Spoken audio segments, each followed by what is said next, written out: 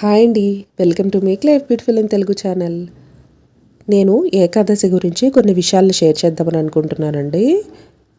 ఏడాదిలో 24 ఏకాదశులు వస్తాయి కదండి. అంటే నెలకి 2 ఏకాదశులు వస్తాయి కదా. ఒక్కొక్క ఏకాదశికి ఒక్కొక్క పేరుగా పరిగణించబడింది. అలాగే పాల్గొన మాసంలో శుక్లపక్షంలో వచ్చే ఏకాదశిని ఆమ్లిక ఏకాదశి అని అంటారండి. ఈ ఏకాదశిని శ్రీ మహావిష్ణువుకి అంకితం చేయబడింది.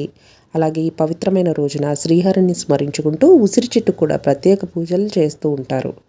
అందుకనే దీనికి అమలిక అనే పేరు వచ్చింది. అమలిక అంటే ఆమ్లము, ఆమ్లము అంటే ఉసిరి. ఉసిరి చెట్టుకి విశేషంగా పూజలు అనేవి చేస్తారన్నమాట. ఇలా చేయడం వల్ల నారాయణుడితో పాటు లక్ష్మీదేవి ఆశీస్సులు కూడా లభించే అవకాశాలు ఉన్నాయని ఎక్కువగా పండితులు చెప్తూ ఉంటారు.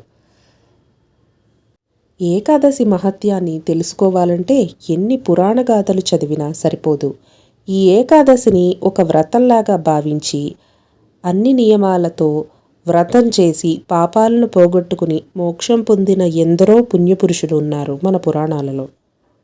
ఉపవాసం ఆధ్యాత్మికంగా మన మనసుకి ప్రశాంతతని ఇవ్వటమే కాదు, శారీరకంగా కూడా ఆరోగ్యానికి మేలు చేస్తుంది. 15 రోజులకు ఒకసారి ఒక రోజు మొత్తం ఏమీ తినకుండా ఉండటం వల్ల కడుపుకి విశ్రాంతి లభించి ఆరోగ్యం దెబ్బతినకుండా ఉంటుంది.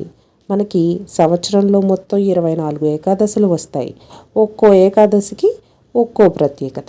పాల్గొన మాసంలో హోలీ పండగకు ముందు వచ్చేటువంటి ఏకాదశిని అమలిక ఏకాదశి లేదా ఆమ్లిక ఏకాదశి అని అంటారు. ఈ రోజున ఉసిరి చెట్టుకు విశేష పూజలు చేస్తారు. విష్ణుమూర్తి ఈరోజు ఉసిరి చెట్టులో కొలువు తీరి ఉంటారని పురాణాలు చెబుతున్నాయి. అంతేకాదు లక్ష్మీదేవి, కుబేరుడు ఈ ఏకాదశి రోజున ఉసిరి చెట్టు సమీపంలో నివాసం ఉంటారని ప్రతీతి. రాధాకృష్ణులు కూడా హోలీకి ముందు వచ్చేటువంటి ఏకాదశి రోజున ఉసిరి చెట్టు కింద రాసలీలలాడుతూ ఉంటారని మన పురాణ గాథలు చెబుతున్నాయి. ఈ ఏకాదశికి సంబంధించిన కథని చూసినట్లయితే చిత్రసేనుడు అనే రాజు ఆ రాజ్యంలో ప్రజలను క్రమం తప్పకుండా అమలిక ఏకాదశి వ్రతాన్ని ఆచరిస్తూ ఉండేవారట. ఒకసారి వేట కోసం అడవికి వెళ్ళిన చిత్రసేన మహారాజు దారి తప్పి రాక్షసుల చేతుల్లో చిక్కుకుంటారు. వాళ్ళు అతన్ని బంధించి తమ స్థావరానికి తీసుకుని వెళ్తారు.